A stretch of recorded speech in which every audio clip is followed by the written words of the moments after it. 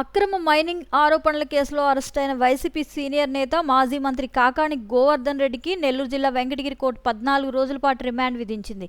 నెల్లూరు జిల్లా పరిధిలోని పొదలకూరు పోలీస్ స్టేషన్లో కాకాణి గోవర్ధన్ రెడ్డిపై పలు తీవ్రమైన అభియోగాలు నమోదయ్యాయి.